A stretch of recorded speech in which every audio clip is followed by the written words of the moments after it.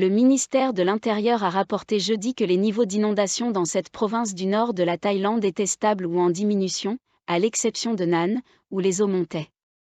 Trésuré Tesaranakul, secrétaire du ministre de l'Intérieur, a indiqué que les provinces touchées comprenaient Chiang Rai, Lampan, Nan, Phai Yao, Phetchabun et Phrae dans le nord, ainsi qu'Udon Thani dans le nord-est. Les autorités procédaient à l'évacuation des victimes des inondations, à la distribution de fournitures essentielles et à l'évaluation des dégâts. Selon Madame Trésuré, 12 777 familles dans 541 villages étaient affectées par les inondations. Le gouverneur de Nan, Chenaron Rongier, a rapporté que les niveaux d'eau dans les districts centraux augmentaient plus lentement alors que les pluies avaient cessé, et que les niveaux d'eau diminuaient dans les districts du nord. 10 districts de Nan étaient encore gravement inondés. Dans le district de Muang, la rivière Nan a atteint une profondeur de 8,25 mètres, soit seulement 25 cm en dessous de la digue du district. Le gouverneur a exhorté les résidents vivant près des cours d'eau à déplacer leurs biens précieux vers des zones plus élevées et à se préparer à évacuer, car des crues venant des régions nordiques étaient en approche. L'Office national des ressources en eau, ONWR, a averti d'éventuelles inondations et glissements de terrain dans 35 provinces de toutes les régions jusqu'au 30 août en raison de fortes pluies. Le département météorologique a mis en garde les habitants des provinces du Nord et du Nord-Est contre de fortes à très fortes pluies du 21 au 27 août, ce qui pourrait entraîner des crues soudaines et des débordements, en particulier le long des contreforts, près des cours d'eau et dans les zones basses. Tous les navires en mer d'Andaman et dans le Golfe devraient naviguer avec prudence dans les zones d'averse pendant cette période. Le programme phare de distribution de portefeuilles numériques du Parti Pheu Thai devrait se poursuivre, avec une première distribution en espèces aux personnes vulnérables via la carte de protection sociale, selon une source. Ce programme, visant à distribuer 10 000 bahts via un portefeuille numérique à environ 50 millions de Thaïlandais, reste incertain après le renvoi de Srettha Thavisin en tant que Premier ministre par la Cour constitutionnelle.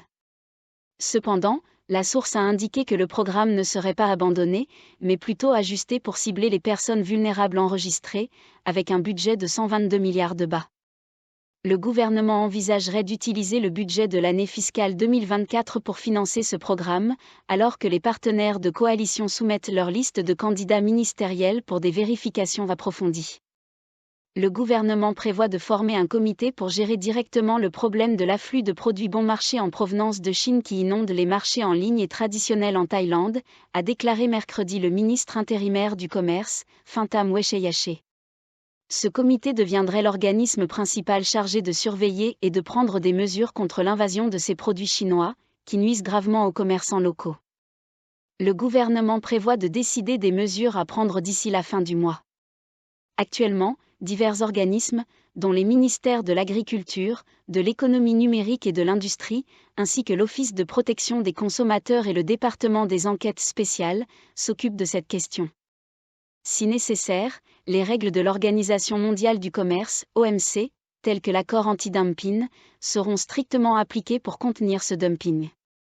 Le gouvernement a également engagé des discussions préliminaires avec l'ambassadeur de Chine en Thaïlande concernant l'impact négatif des plateformes de commerce électronique chinoises, en particulier Temu, sur les entreprises thaïlandaises. Les diplomates chinois ont promis de faciliter des discussions entre les autorités thaïlandaises et les opérateurs de ces plateformes. Parallèlement, le Bureau central d'enquête, CIB, a mené des perquisitions dans 2 entrepôts à Bangkok et Samut-Sakhon, où une grande quantité de produits cosmétiques et de lentilles de contact importés illégalement, d'une valeur de plusieurs millions de bahts, ont été saisis. En résumé, le gouvernement thaïlandais envisage de créer un comité pour traiter l'afflux de produits chinois bon marché qui affectent les commerçants locaux, tout en engageant des discussions avec les autorités chinoises pour réglementer ces pratiques. Des actions légales sont également en cours contre les importations illégales. L'avocat Patarpon Supassorn a déposé mercredi une plainte auprès de la Commission nationale anticorruption, NAC, contre Anutin Charnvirakul, leader du parti Bumgt, et Shechanok Chitchob, secrétaire général du parti, pour leur implication présumée dans une appropriation illégale de terres dans le parc forestier de Kaokradon, à Buriram.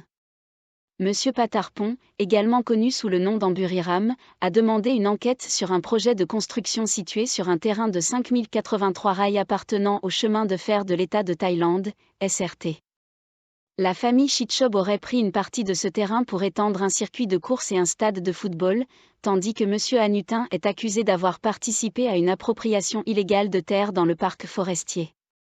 La plainte a été déposée après que le département des terres a mené une enquête sur tous les actes fonciers dans le parc, enquête qui s'est terminée la semaine dernière et qui a révélé cet empiètement présumé. Étant donné que le terrain appartient à l'État, toute appropriation illégale impliquant un titulaire de poste politique constituerait une violation éthique, passible d'une interdiction à vie de la politique. M. Patarpon a souligné que toute implication de M. Hanoutun et de M. Chechanok dans cet empiètement pourrait constituer un danger, en particulier pour M. Hanoutun, qui est actuellement vice-premier ministre et ministre de l'Intérieur par intérim, s'il devait être reconduit dans ses fonctions ministérielles. YLA, 2 vendeurs de durian ont été abattus par des hommes armés dans le district de Banansata, dans cette province frontalière du Sud, tard dans la nuit de mercredi. L'attaque a eu lieu vers 22 h à un stand de durian près d'un kubo, cimetière musulman, dans le village de Sekao, Moutroa, dans le Tambon Taling Chan, selon le Paul Maji Pratchaya Etak, chef de l'enquête au poste de police de Banansata.